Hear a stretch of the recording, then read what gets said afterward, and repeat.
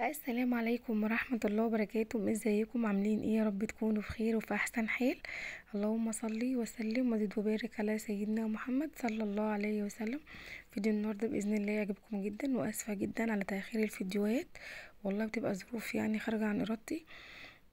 بصوا الفيديو دوت، انا كنت عند ماما وكان كده جايبين فرخية كده بسم الله ما شاء الله يعني حلوة. تعالوا بقى اوريكم ازاي هنقطع الفرخية وازاي يعني هنطلع منها وجبات. طبعا في وسط طبعا الغلاء اللي احنا فيه دوت، فتعالوا بقى نشوف هنعمل ايه بالفرخية ديت. الفرخية ديت كان وزنها حوالي 2 كيلو وربع. تمام زي ما انتم شايفين كده. عايزة اقول لكم بقى ان السكاكين كانت عند ماما باردة جدا وتعبتني اوي في التقطيع بصراحة. طبعا بقى لو عندك المقص بتاع تقطيع اللحوم وكده يكون طبعا اسهل بكتير. زي ما انتم شايفين كده، انت بتجيبي الفرخية وبتقطعي زي ما انت يعني شايفيني من عندي كده الاوراق بالشكل دوت اهوت. وبايدك بقى كده حاولي تكسري العضمايه. تمام. هاجي بقى كده اقلبها عشان اقطع كده من النص واطلع واقسم كده الفرخة حوالي نصين. تمام زي ما انتم شايفين انا كده هو قسمتها، وبدأت كمان اقسم الاوراق بالنص بالشكل دوت. طبعا الحتة دي بتتشال كده في الفرخة زي ما انتم شايفين كده اهوت.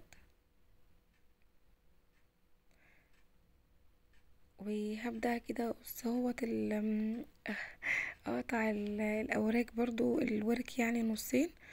ممكن كمان انتي تقطعيه 3، يعني ممكن الدبوسة تبقى كده يعني قطعة، والقطعة اللي فوق دي ممكن تعمليها 2. اللي هي الصفايح دي احنا عندنا هنا بيقولوا عليها صفايح، الجزء اللي هو اللي فوق.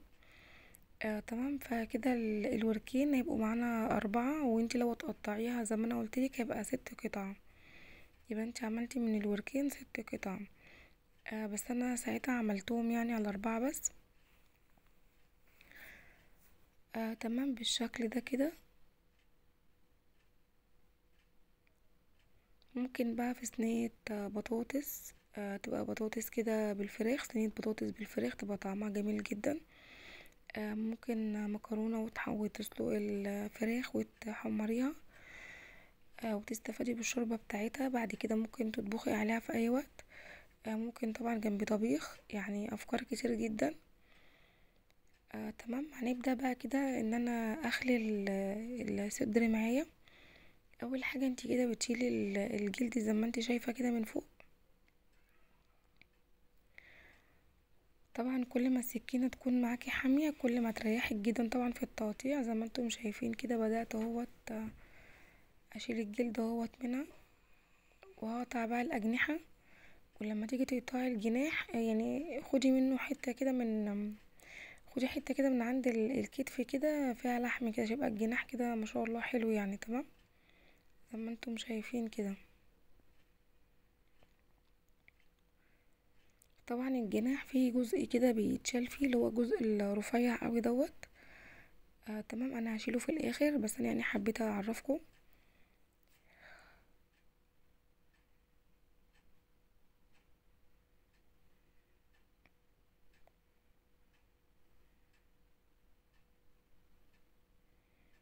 ممكن بقى الجناحين تجمعيهم لما تجيبي فراخ تاني، وتجمعي حبة أجنحة كده، يعني كمية حلوة.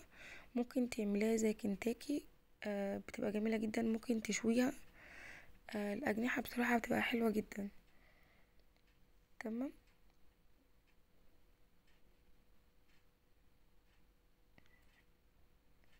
انا كده بحاول اخلي الصدر على قد ما اقدر، بحيث ان انا ما اسيبش يعني اي قطعة فراخ او لحم في العظم. طبعا السكينة لو كانت حامية زي ما قلتلكوا كانت يعني هتسهل معايا عن كده. تمام. بس انا بحاول يعني على قد ما اقدر ان انا كنت هتعامل في اليوم دوت.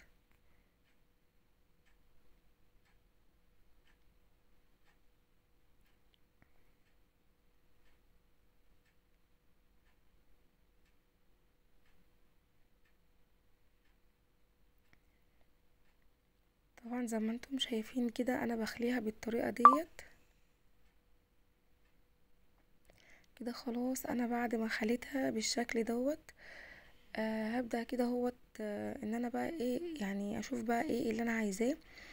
طبعا الصدور لها افكار كتير جدا. ممكن تعملي ستريبس، ممكن تقطعيها بانيه، ممكن تقطعيها حتت صغيرة شاورما. ممكن برضو لو قطعتيها حتت صغيرة برضو تعملها في صينية نجريسكو، اللي هو بشاميل بالفراخ، بتبقى جميلة جدا برضو. تمام زي ما انتم شايفين ادي كده الجناحين. طبعا انا بعد كل يعني اللي انا هعمله ده كله باذن الله كده هاخدها واغسلها غسله تمام. آه واعمل لها كده محلول كده انقعها فيه. زي ما انتم عارفين طبعا انا بحب انقعها بميه وليمون ودقيق وملح. تمام.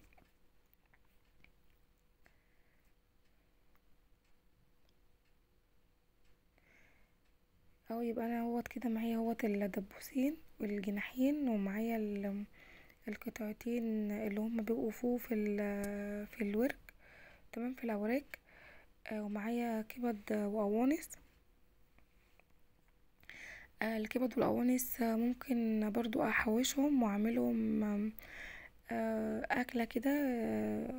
كبد وقوانص بالبصل بتبقى جميله جدا، والطشه بتبقى يعني بصوا رهيبه.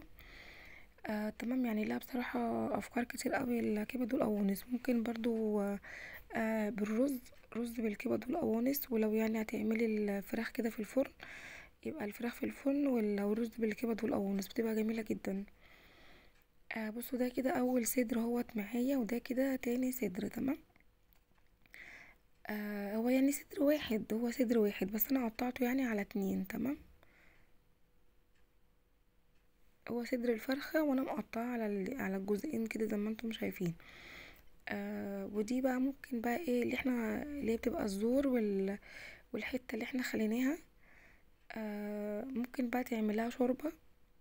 تحطيها كده مع الأجنحة شوربة. لو انت يعني مش هتستني ان انت تجمعي مثلا على الأجنحة تاني، ممكن تحطيها مع الأجنحة وتعملي شوربة وتطبخي عليها وتبقى يعني الحمد لله وفضل ونعمة من عند ربنا واليوم هيمشي. تمام. تعالوا نشوف بقى هنعمل ايه تاني. انا عايزة بس انا كنت بوريكم الفرخية بسم الله ما شاء الله يعني هي. وطبعا الافكار كتير جدا. زي ما قلت لكم ممكن كمان الاوراق تعمل معاكي يعني 6 قطع مش 4 زي ما انا مطلعاها.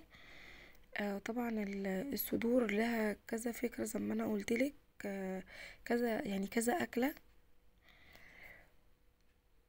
والاجنحة ممكن برضو تحوشيها. الكبد والقوانص ممكن يعني تجمعيهم وتعملوا بعد كده اكلة تانية. ممكن برضو يعني تعملي زي ما انا قلتلك الاجنحة مع العظمة والزور اللي احنا خليناهم دولت برضو تعملي شوربة وتطبخي عليها. الكبد والقوانص ممكن في رز بالكبد والقوانص ممكن تجمعي. تمام. تعالوا نشوف بقى ممكن نعمل ايه يعني انا هستغل الصدر بايه في ايه.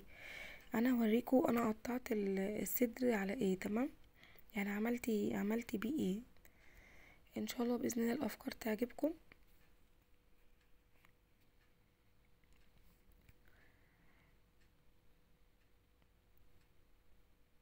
اهوت انا قطعت اول حاجة قطع صغيرة زي ما انتم شايفين كده، لان انا كنت في اليوم دوت طبعا كنت انا واختي وولاد اختي وكنا عند ماما طبعا. ربنا يخليها لنا يا رب هي وبابا يا رب. فقلنا هنعمل صينية بشاميل بالفراخ اللي هي النجريسكو. تمام. وبقية الصدر اللي هو القطعة التانية عملتها بانيه زي ما انتم شايفين. وديت هي الوركين متقطعين اهوت الدبيس ببقية الورك اللي فوق. تمام. ادي كده اهوت البانيه. بصوا بسم الله ما شاء الله يعني عمل معايا والله العظيم كمية حلوة جدا زي ما انتم شايفين. وهوت كمان الأجنحة أنا شلت القطع اللي بتبقى رفيعة جدا طبعا مش مستحبة ان انت تعملي بيها. يعني تخليها وتطبخي بيها او تسلقيها. فطبعا لازم تشيلي القطع الرفيعة اللي بتبقى في الجناح. تمام، زي ما انتم شايفين كده. ادي اهوت انا بوريكم ان انا شلتهم. بصي، وبسيب كمان قطعة، ولما باجي اقطع الفرخة بسيب يعني بقى بحاول ان انا باخد يعني ادخل كده على الفرخة من جوه شوية واخد حتة كده عشان يبقى الجناح كده حلو كده، وفي يعني لحم ان هو يتاكل. وطبعا ادي العضمايه كمان اللي احنا خليناها. طبعا نعمل زي ما قلتلكوا بيها شوربه.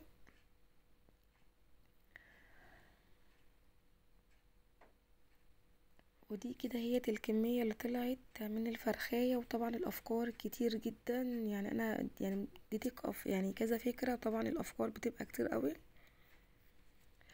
يا رب كده يعني اكون قدرت افيدكم كده، وتكونوا يعني خدت بالكم من تقطيع الفراخ. انا عارفه ان احنا في ناس كتير جدا ما شاء الله عليها شاطره جدا.